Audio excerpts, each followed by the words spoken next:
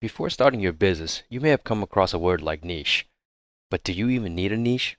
And that's what we're here to find out. What is a niche? Simply put, a niche is just another word for a specialized topic or topics that are within a subject or category that are targeted to a group of related demographics. Basically, your topic or specialty for you or your business. This is going to be a different type of video than the ones I'm used to making, but it's more of a food for thought type of video. And I think that looking at this topic with a different perspective will shine new light on the ideas. So without further ado, let's get the ball rolling. You will find many people that will tell you that you need a niche and that you should niche down. And for the most part, I think that is reasonable advice, but not always the correct one. I believe that whether you need a niche is highly dependent on three factors, and there are other factors, but I think these are the three main ones. First, the type of content that you make. Second, the platform that you use. And third, the audience that you're targeting. And maybe an optional fourth factor, and that's probably your personality or preference. So instead of me explaining each and every detail of whether you should have a niche or not, I think could probably be best explained by using examples. So let me get right into it and head over to YouTube. Let's take a look at a person who doesn't really have a niche. We'll be looking at Logan Paul for this example. And I'll leave a link to his channel in the description below if you're interested. If you scroll down on his channel, you can see that he talks about a variety of many different things, from Pokemon, daily life stuff, and some funny skits, and even some boxing. And I have no idea how to categorize his niche, but my best guess would probably be something in entertainment or lifestyle. But here's the thing. He has over 22 million subscribers. Let that number soak in for a bit, and we'll get back to it in a minute. As I'm taking a quick glance at his videos on his channel, you'll notice that his content is very easy to digest, unlike my content that requires you to focus and learn. I'm not saying that his content is easy to make. I mean, on the contrary, you're talking about filming, set locations, editors, employees, and many other things that I don't have to worry about, at least not for now. And because his content is easy to digest, it's going to appeal to a lot of people, hence the 22 million subscribers. But that's not the only reason. Apparently his personality is highly sought after because as I'm looking through his videos, I don't see any videos that are specifically selling a product.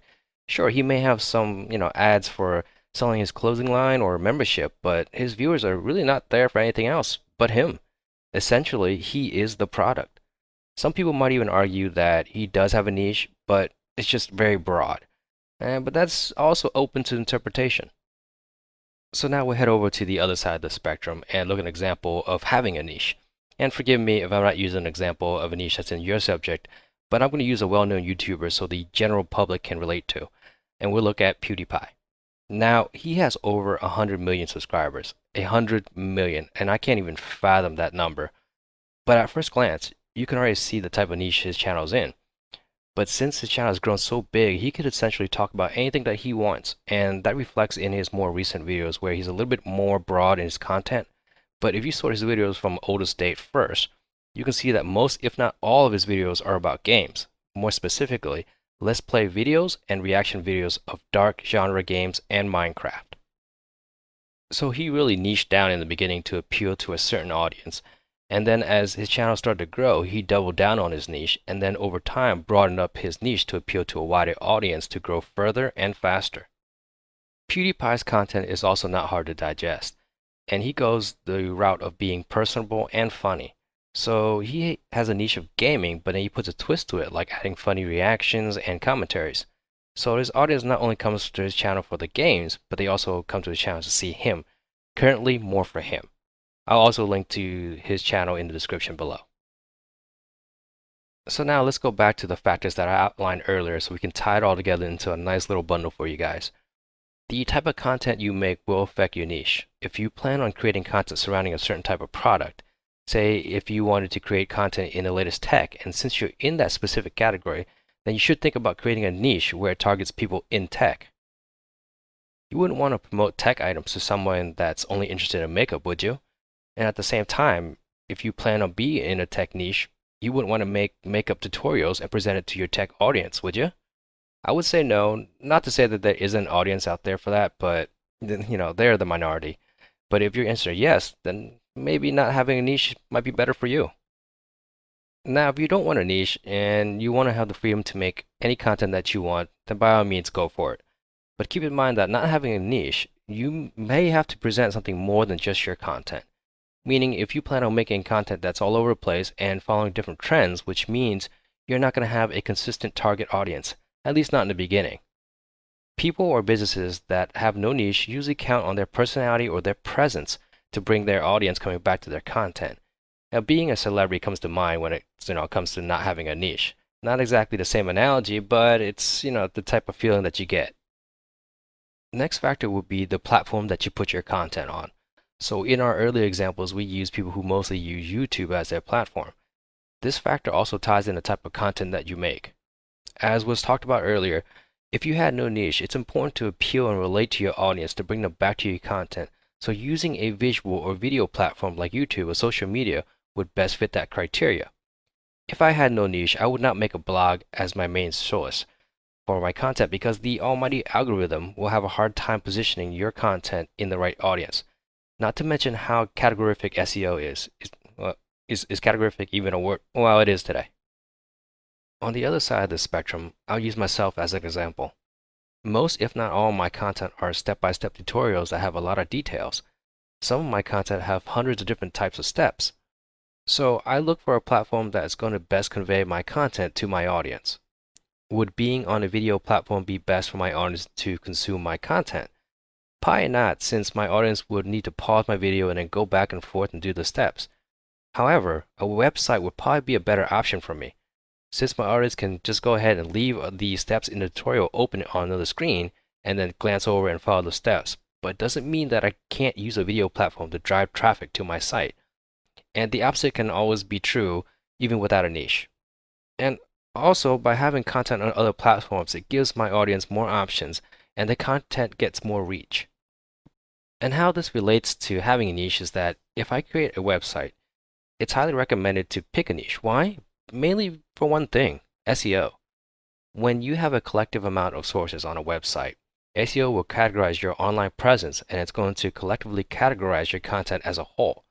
So if a person is interested in one of your articles on a website, then Google will more likely suggest on your other contents on the same website to that same person. It's not as aggressive as YouTube's algorithm, but it's still present. The third factor kind of ties in with the other two factors that we've been talking about, and that is targeting your audience.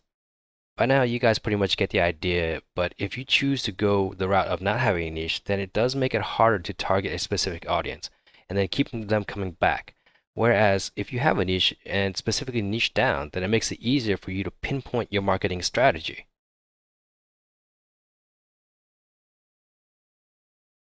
A couple things that I want to point out. Whether you have a niche or not have a niche doesn't mean one is better than the other. It depends on your content, how you execute it, and most importantly, you and your audience. I'm not going to sit here and say that Logan Paul and his 22 million people who follow him that not having a niche is wrong, because there'll be 22 million reasons why I'll be proved wrong. And I can't do that. Nor can I say having a niche is not right either, because PewDiePie has proven otherwise, and amongst so many others that have been highly successful with a niche. Because most people will point out to you in the direction of niche and niche down, but you may be hesitant to go without a niche. But consider this. If you make content that resembles Logan Paul's no niche content, there's a probability that the same people who follow Logan Paul will also follow you. The algorithm may also recommend these 22 million people that follow him to come to your channel. Now obviously going with a niche will result in the same direction, at least when it comes to the YouTube algorithm. It's just some food for thought. The bottom line is you have to decide which way is best for you and your audience. You have to decide if your content is catering to your audience whether you have it or not.